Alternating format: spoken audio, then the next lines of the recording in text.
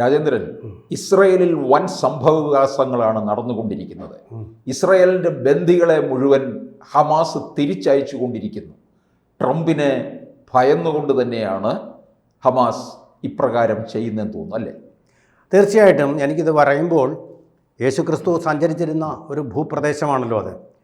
എനിക്ക് തോന്നുന്നത് ഭൂമിയിൽ നന്മയുള്ളവർക്ക് സമാധാനം എന്ന് പറഞ്ഞ് യേശുക്രിസ്തു അന്ന് പറഞ്ഞത് സത്യമാകാൻ പോകുന്നു എന്നാണ് എനിക്കിപ്പോൾ തോന്നുന്നത്.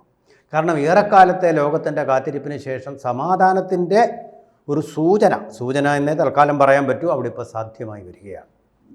ആൻ്റണി ബ്ലിങ്കൻ നമ്മൾ നേരത്തെ പലതവണ പറഞ്ഞതുപോലെ ഏതാണ്ട് 15 പ്രാവശ്യം ഈ ഭൂമിയിലേക്ക്, ഈ സമാധാനത്തിൻ്റെ ഭൂമി എന്നാണ് അറിയപ്പെടുന്ന സംഘർഷ ഭൂമിയിലേക്ക് നടത്തിയ യാത്രകൾ സാർത്ഥകമായി എന്ന് വേണം കരുതാൻ. ഖത്തറിനും ഇസ്രായേലിനും പലസ്തീനും ഇടയ്ക്കും അദ്ദേഹം നടത്തിയ ഷട്ടിൽ യാത്രകൾ ഫലം കണ്ടു എന്ന് വേണം, ഫലപ്രാപ്തിയിലെത്തി എന്ന് വേണം നമുക്ക് അനുമാനിക്കാൻ. ആ തരത്തിലൊരു കരാറ് ഇങ്ക് ചെയ്യാൻ ഇനിയിപ്പോൾ ഹമാസ് മാത്രമേ ഉള്ളൂ. അമേരിക്ക അംഗീകരിച്ചിരിക്കുന്നു, ഇസ്രായേൽ അംഗീകരിച്ചിരിക്കുന്നു, മധ്യസ്ഥ രാഷ്ട്രമായിട്ടുള്ള ഖത്തറും അംഗീകരിച്ചിരിക്കുന്നു.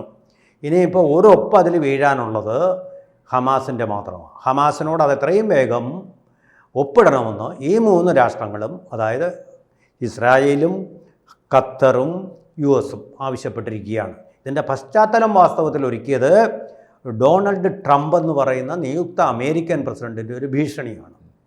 ജനുവരി 20 എന്ന് പറയുന്ന താൻ അധികാരമേൽക്കുന്ന തൻ്റെ ഇനാഗുറേഷൻ ഡേ എന്നാണ് അദ്ദേഹം പറഞ്ഞത്. അങ്ങനെയാണ് ഇവിടെ അമേരിക്കയിൽ വിശേഷിക്കപ്പെടുന്നത്, ഇനോഗുറൽ ഡേ. ആ ഡേയ്ക്ക് മുമ്പ് ഈ ബന്ദികളെ മോചിപ്പിച്ചില്ലെങ്കിൽ, കരാറിൻ്റെ കാര്യമല്ല അദ്ദേഹം പറഞ്ഞത്, നിങ്ങൾ കരാർ ഒപ്പിടാതിരിക്കുക, എനിക്കത് പ്രശ്നമല്ല, പക്ഷേ ബന്ദികളെ മോചിപ്പിച്ചിരിക്കണം, അല്ലെങ്കിൽ all the hell will be let loose in Palestine. മഹാനരകം. അതായത് രാജ്നാഥ് സിംഗ് കഴിഞ്ഞ ദിവസം POK, പാക് ഓക്കുപ്പൈഡ് കാശ്മീർ എന്നൊരു വാണിംഗ് കൊടുത്തല്ലോ. ടെററിസം അവിടെ ജനറേറ്റ് ചെയ്യുന്നത് നിങ്ങൾ നിർത്തണം, ഇല്ലെങ്കിൽ ... എന്ന് പറഞ്ഞ ആ ... എന്ന് പറയുന്ന വാണിംഗ് ആണ്. All hell will be let loose. അവിടെ നിങ്ങൾക്ക് നരകയാതന അനുഭവിക്കേണ്ടി വരും. ഇപ്പോൾ തന്നെ നരകയാതനയാണെന്ന് പറയുന്നു. പക്ഷേ അങ്ങനെയല്ല. ഹമാസിൻ്റെ നേതാക്കളൊക്കെ സുഖലോലുപരായി ആഡംബര കാറുകളിലും അതുപോലെ തന്നെ AC റൂമുകളിലും ഒക്കെ ഇങ്ങനെ സുഖലോലുപരായി വിലാസലോലുപരായി കഴിയുകയാണ്. അതേ അവസരത്തിൽ അവരുടെ ഇരകളായിട്ടുള്ള പാലസ്തീൻകാർ, പാവപ്പെട്ടവർ, പല വിധത്തിലുള്ള ദുരിതങ്ങളും മരണങ്ങളും അതുപോലെ തന്നെ ആക്രമണങ്ങളും ഇസ്രായേലിൻ്റെ ഭാഗത്ത് നിന്ന് ഏറ്റുകൊണ്ടിരിക്കുകയാണ്. ഇവരെ പിടിച്ച് മുമ്പിലങ്ങ് നിർത്തും. എന്നിട്ട് ഇവരെ എന്ത് ചെയ്യും? തുരങ്കത്തിൽ കൂടി അവരുടെ നിലവറകളിലേക്ക് പോകും. അതാണ് സംഭവിച്ചുകൊണ്ടിരിക്കുന്നത്. ഇത് ലോകം തിരിച്ചറിയുന്നില്ല.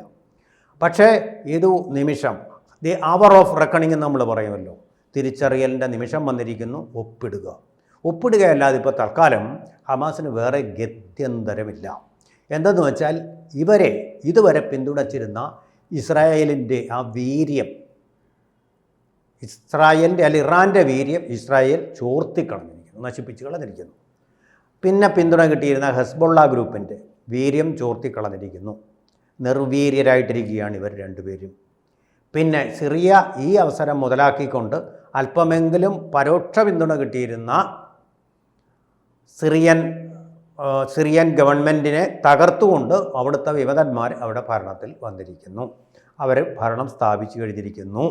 ഇന്ത്യ ഉൾപ്പെടെയുള്ള രാജ്യങ്ങളോട് സമാധാനത്തിൽ പോകാൻ വേണ്ടിയുള്ള ആഹ്വാനമായി അവരും വന്നിരിക്കുന്നു. അവർക്ക് ഈ യുദ്ധത്തിലൊന്നും ഇനി താല്പര്യമില്ല. അൽ അസാദിനെ പറഞ്ഞു വിടുക എന്നുള്ളതായിരുന്നു അവരുടെ ലക്ഷ്യം. അതോടുകൂടി അവരുടെ വിപ്ലവവും ഭീകരവാദവും അവസാനിച്ചിരിക്കും. പിന്നെ ആരാ ഇവരെ സഹായിക്കാനുള്ളത്? പിന്നെ ഉണ്ടായിരുന്നത് ഹൂത്തികളാണ്. ഹൂത്തികൾക്കിപ്പോൾ വലിയ അനക്കമൊന്നും കാണുന്നില്ല. അതിൻ്റെ അർത്ഥം അവർ അണ്ടർഗ്രൗണ്ടിൽ ഓപ്പറേറ്റ് ചെയ്യുന്നവർ. അവരുടെ ശക്തി നമുക്ക് പെട്ടെന്ന് ഒറ്റ നോട്ടത്തിൽ കാണാൻ പറ്റുന്ന സുതാര്യമായ ഒരു തലത്തിലല്ല. അമേരിക്കയുടെ സൈനിക ശക്തി കൊണ്ടും ഒരു പരിധിവരെ ഇസ്രായേലിൻ്റെ വ്യോമാക്രമണം കൊണ്ടും ആ ശക്തി ഏറെക്കുറെ തകർന്നിരിക്കുക. മിസൈൽ ആക്രമണം കൊണ്ടുമൊക്കെ തകർന്നിരിക്കുന്നതായിട്ട് വേണം കരുതാൻ. കാരണം കഴിഞ്ഞ കാലങ്ങളിലൊന്നും ആ കടലിടുക്കിലൂടെ പോയ ഏതെങ്കിലും കപ്പൽ അവർ പിടിച്ചു കെട്ടിയതായിട്ടോ ബന്ദി ആക്കിയതായിട്ടോ നമ്മൾ അറിയുന്നില്ല. അതിൻ്റെ അർത്ഥം അവരും ഒരു പക്ഷേ അണ്ടർഗ്രൗണ്ടിൽ ഒളിച്ചിട്ടുണ്ട് എന്നാണ് അർത്ഥം. അപ്പോൾ അങ്ങനൊരു സാഹചര്യത്തിൽ ഹമാസിന് വേറെ നിവൃത്തിയൊന്നുമില്ല. ബന്ദികളെ വിട്ടേ പറ്റൂ. അല്ലെങ്കിൽ എന്താ സംഭവിക്കുന്നത്? 1000-ലധികം തടവുകാർ ഇസ്രായേലിൽ അവരുടെ ഉണ്ട്, നേതാക്കളും ഉണ്ടതിൽ. അവരെ വിട്ടുകിട്ടാതെ വരും. അവരില്ലെങ്കിൽ പിന്നെ ഇതിൻ്റെ ശ്വാസഗതി നിലച്ചു ഹമാസിൻ്റെ. അപ്പോൾ ഞാൻ ചോദിച്ചോട്ടെ, പറഞ്ഞോ. ഈ ബന്ദികള് ജീവനോടുണ്ടോ ഇല്ലയോ എന്നുള്ളത് എങ്ങനെ? ഇല്ല എന്നുള്ളത് വ്യക്തമായി കഴിഞ്ഞാൽ എല്ലാവരും ഇല്ല, കുറച്ച് പേരെങ്കിലും ഉണ്ടെങ്കിൽ അവരെ വിട്ടയക്കണമെന്നുള്ളതാണ്. അത് വലിയൊരു ക്രൂഷ്യൽ. അപ്പോഴേ നമ്മൾ അറിയൂ എത്ര പേര് ജീവിച്ചിരിക്കും. പക്ഷേ ഈ ബന്ദികളെ മുഴുവൻ തിരികെ കിട്ടിയില്ലെന്നുണ്ടെങ്കിൽ നെതന്യാഹുവിന് ഇസ്രായേലിൽ ചില ഒരു നിലനിൽപ്പിൻ്റെ പ്രശ്നം തന്നെ ഉണ്ടാകും. അല്ല, കുറേ പേര് മരിച്ചു കഴിഞ്ഞിട്ടുണ്ടെന്ന് നേരത്തെ സുസമ്മതമായിട്ടുള്ള കാര്യമാണ്. ഈ ഹമാസ് തന്നെ പറഞ്ഞിട്ടുണ്ട്.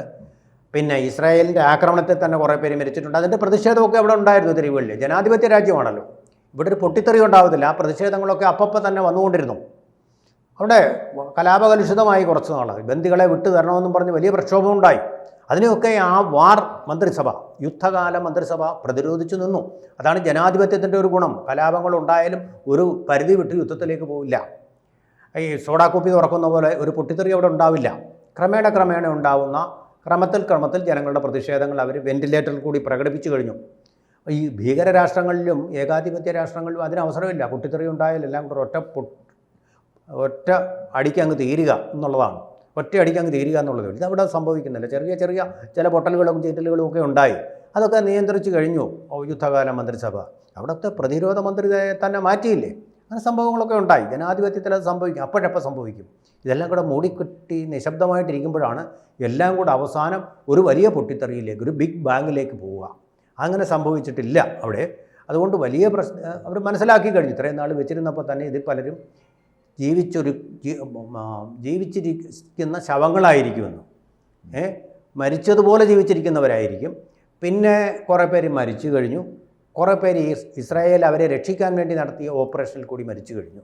അപ്പോൾ 140ഓളം പേരെയാണ് അന്ന് ബന്ദികളാക്കിയത് എന്നുള്ളതാണ് ഒരു കണക്ക്. അതിൽ ഇപ്പോൾ ഏതെങ്കിലും ഒരു 2 അക്ക സംഖ്യയിലെങ്കിലും ഈ ബന്ദികൾ വന്നാൽ അതൊരു വിജയമാണ്. ഉള്ളവരെ മുഴുവൻ മോചിപ്പിച്ചു കഴിഞ്ഞാൽ അത് ഇസ്രായേലിന് വലിയൊരു വിജയമാണ്. ബന്ദികളെ മുഴുവൻ കിട്ടിയില്ലെന്നുണ്ടെങ്കിലും അവർക്ക് വലിയ വില നൽകേണ്ടി വരുമല്ലോ. അല്ല, ഇത്രയും നാളായി കഴിയുമ്പോൾ ഇപ്പോൾ ഏതാണ്ട് 1 വർഷത്തിലധികമായല്ലോ യുദ്ധം. 15 മാസമായി. മാനസികമായിട്ട് പെട്ടെന്നുണ്ടാകുന്ന ഒരു വിഷമമാണല്ലോ ഉണ്ടാകുന്നത്.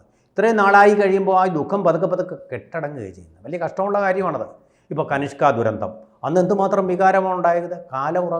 കാലം ഉണക്കാത്ത മുറിവുകളില്ല എന്ന് പറയുന്നത് ക്രമേണ അതുമായിട്ടങ്ങ് ജനങ്ങൾ സമരസപ്പെട്ട്. നമ്മുടെ വിഭജനത്തിൻ്റെ മുറിവ് ഇത്ര വലിയ മുറിവായിരുന്നു. ഇപ്പോഴും ആ മുറിവുണ്ട്, ഉണങ്ങിയിട്ടില്ല. ഇടയ്ക്ക് നമ്മളത് അനുഭവിച്ചിട്ടില്ലാത്തതുകൊണ്ടാണ് അറിയാത്തത്.